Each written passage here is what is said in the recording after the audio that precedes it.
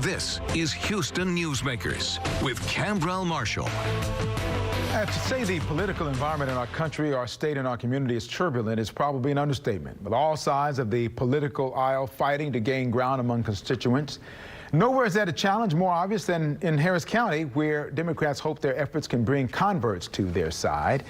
Last week, the Harris County Democrats elected a new chair to lead the way. Otis Abagaru steps in as chair after Lily Schechter stepped down after 4 years in that position.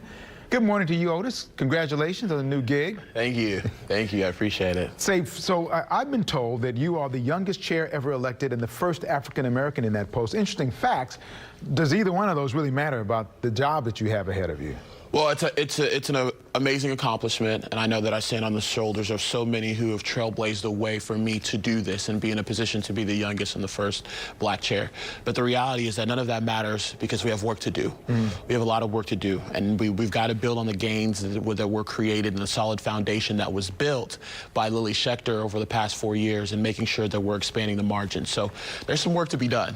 So as you were being elected, was there some turbulence within your party about who was going to get the chair spot? Did somebody have to resign or somebody step down because of comments they made about you?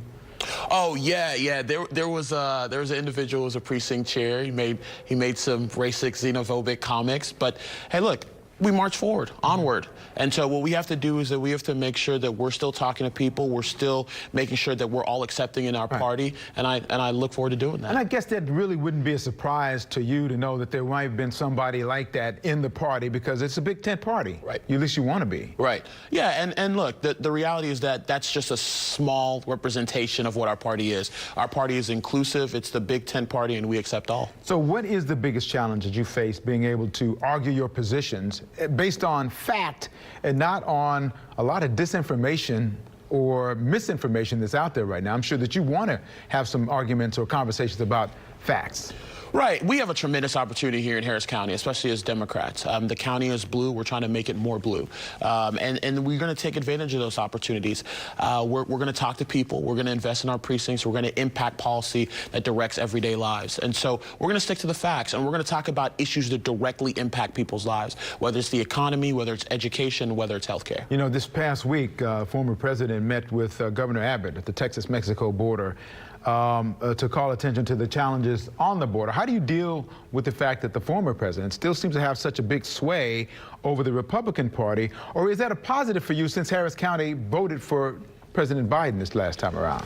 Right. I mean, our mindset is we focus on ourselves. We focus on ourselves and we talk about issues, right? That they can continue to do their sideshows. What we're going to do is we're going to directly talk to people. So the border, though, some might call it a sideshow, but there are some real problems down there. How do Democrats have the conversation about that? Because the Republicans are making that a major talking point nationally, and so it's got to be locally as well. Well, the border is having its own issues, and we lean on the federal government to do their job and President Joe Biden. But look, whether they're at the border or not, there's a problem with our grid. Right? You're focused more on what's going on at the border when right in here in Texas, we froze. And we're about to have the hottest summers we possibly could have right here in Houston, and the grid isn't fixed. So we should be focused on priorities that are directly impacting Texans' lives now and not worried about appeasing a former president who caused an insurrection on January 6th. So you're thinking that what was happening down there in the border is kind of like, okay, kind of like a sideshow? It wasn't, that the priority is misplaced? Right. The priority is absolutely misplaced. There are Texans right now who are in need. We haven't expanded Medicaid. We didn't fix a grid. We did nothing for COVID relief. That's what's going to directly impact Texans' life. And look, the border is a border. Folks down there are handling the situation there. I have full faith in President Biden, Vice President Kamala Harris, for them to do their job, and they will do it.